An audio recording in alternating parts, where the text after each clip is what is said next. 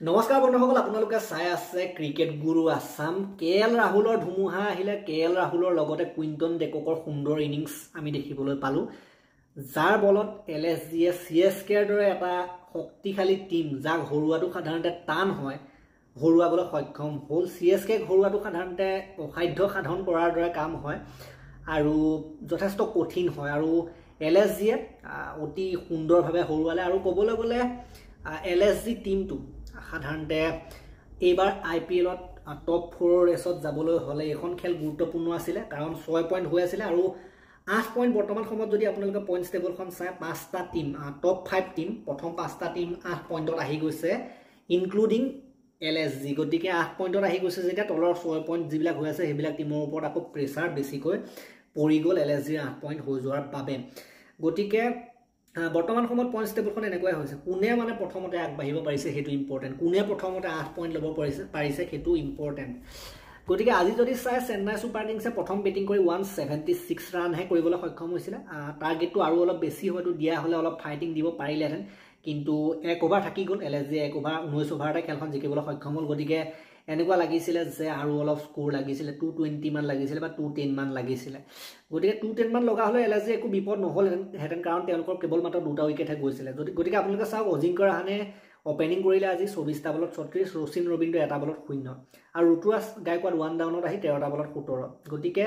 অজিংক্য ৰাহানে প্ৰথম বেটিং পঠোৱাটো বা ওপেনিঙত পঠোৱাটো বৰ ইমান সঠিক আইডিয়া মই হ'ব যেন লগা নাই বৰ সঠিক হোৱা নাই কাৰণ ৰাহানে ইমানো বৰ বেছি বিধ্বংসী ষ্টাৰ্ট দিয়া নাই 24 টা বলত 36 আৰু আপোনালোকে যদি চাই ৰবীন্দ্ৰ আৰু গায়কোৱাডে ওপেনিং কৰিব লাগে তেতিয়াহে হয়তো ভাল ফল পাব আৰু ৰবীন্দ্ৰই আজি 0 মাৰিলে লগতে ৰুতুৰাজো 17 গতিকে ৰুতুৰাজ আৰু ৰচিন ৰবীন্দ্ৰ এই দুটা প্ৰধান স্তম্ভ এই দুজনৰ ভিতৰত যদি এজনো চলে তেতিয়া তেওঁলোকৰ স্কোৰ ডাঙৰ হয় কিন্তু বিৰোধী পক্ষই যদি এই দুজনক ৰুতুৰাজ আৰু ৰবীন্দ্ৰ সোনকালে আউট কৰিব পাৰে তেতিয়া কিন্তু তেওঁলোকৰ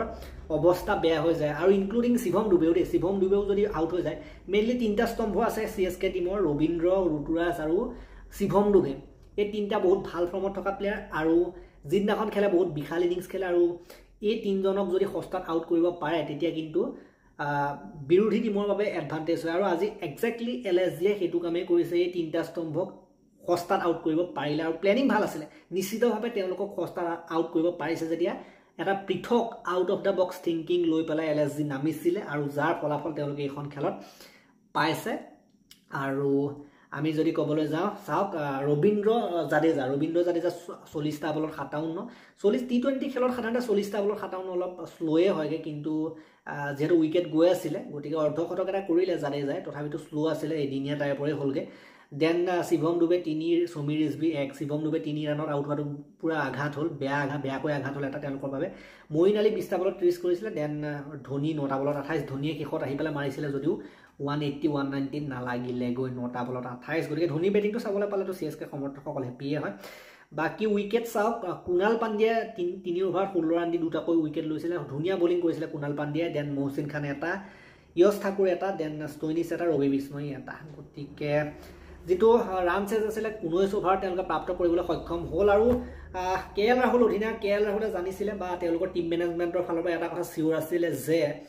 এইখন খেল অলপ সাৱধানেৰে খেলিব লাগিব উইকেট পেলাই দিবলৈ নহব উইকেট বচাই খেলিব লাগিব কাৰণ টাৰ্গেট ইমান বৰ বিশেষ নাই যেতিয়া টাৰ্গেটটো প্ৰাপ্ত কৰিব পৰা যাব হেতু মাইন্ডসেটৰ সাধাৰণতে খেলিছিলে সেইবাবে প্ৰথমৰ পৰা বৰ ইমানো বেছি এটেক হোৱা নাছিলে ক্যালকুলেটিভ ৰিস্ক লৈ পেলাই আগবাঢ়িছিলে কেএল ৰাহুল আৰু তাৰ আমি ফলাফল দেখিবলৈ পালো আজি 53 টা বলত 82 100 কৰা হলে ভাল লাগিলেহেঁতেন আৰু কেএল ৰাহুলে ৰান কৰাটো ভাল কাৰণ আপোনালোকে জানে যে টি20 ওয়াৰ্ল্ড কাপত সিলেকশনৰ কথা আছে বৰ্তমান সময়ত গতিকে কেএল ৰাহুলে যদি নিয়মীয়াভাৱে ৰান কৰি দেখুৱাব পাৰে হেতু ভাল ইমান বৰ বিশেষ সিজন যোৱা নাই এবাৰ বৰ আগতেতো 100 ৰ ওপৰত 100 মাৰ আগৰ সিজন বিলাকত এবাৰটো তেনেকুৱা বৰ বিশেষ আমি দেখিবলৈ পোৱা নাই কেএল ৰাহুলৰ পৰা কিন্তু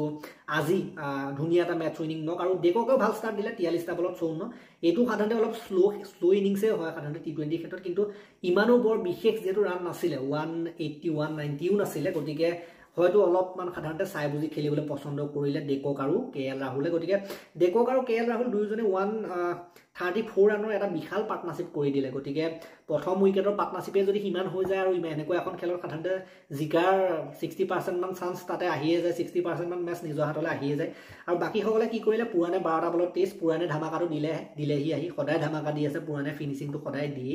দেন ষ্টইনিছে 7 টা বলত 8 বাকি উইকেট তেনেকৈ ল'ব নোৱাৰিলে মুস্তাফিজুৰ আজি এটা উইকেটহে ল'ব পাৰিলে দেন মাথিসা পাথিয়ানেও এটা উইকেটহে ল'ব পাৰিলে গতিকে উইকেট ল'ব নোৱাৰিলে নিয়মিতভাৱে বিশেষকৈ KL ৰাহুল ডেকক আদিক আউট কৰিব নোৱাৰিলে আৰু তেওঁলোকে আউট নহওঁ বুলি আহিছিল আজি খেলখনত সাধাৰণতে কাকো উইকেট পেলাই নিদিওঁ তেনেকুৱা মনোভাৱ লৈ পেলাই আহিছিল গতিকে এইখন খেলৰ পাছত বৰ্তমান সময়ত আপোনালোকে যদি পইণ্টছ টেবুলখন চাই আকৌ এবাৰ মই দেখুৱাব বিচাৰিম পইণ্টছ টেবুলখন আপোনালোকে চাওক LSG পঞ্চম স্থানত আহি গৈছে CSK এটা চান্স আছিলে আগলৈ গুচি যোৱাৰ কিন্তু সেইটো চান্স হেৰুৱালে সেই একে স্থানতে থাকি গ'ল গতিকে এইটো ভিডিঅ'ত আৰু বৰ বিশেষ হয়তো আলোচনা কৰিবলগীয়া নাথাকিব কথা গতিকে এই ভিডিঅ'টো ইমানটা সমাপ্ত কৰিলোঁ ভাল লাগিলে যদি লাইক কৰিব শ্বেয়াৰ কৰিব আমাৰ চেনেলত বহুত ভিডিঅ' আহি আছে আজিও আহিছে এইটো আৰু কাইলৈও আহিব আপোনালোকে আহিয়ে থাকিব মাজে মাজে ভিডিঅ' আপোনালোকে চাই থাকিব অকল চাই থাকিলে কামত নিদিব শ্বেয়াৰ কৰি থাকিব তেতিয়াহে আমাৰ কমিউনিটিটো ডাঙৰ হ'ব আমাৰ যেতিয়া ভিউ আহিব তেতিয়া ভিডিঅ' দিও ভাল লাগে তাৰ কাৰণেতো ভিডিঅ'টো আপোনালোকৰ কাৰণে ভিডিঅ'টো গতিকে আপোনালোকে শ্বেয়াৰ কৰি থাকিব যিমান পাৰে সিমান শ্বেয়াৰ কৰি থাকিব আৰু চেনেলটোলৈ নতুনকৈ যদি আহিছে তেন্তে ছাবস্ক্ৰাইব কৰি ঘণ্টাটো দবাই থৈ যাবলৈ নাপাৰিব তেতিয়ালৈকে আৰু এটা নতুন ভিডিঅ' লৈ অনাৰ প্ৰতিশ্ৰুতিৰে মই ডিম্পুৱে বিদায় মাগিছোঁ ধন্যবাদ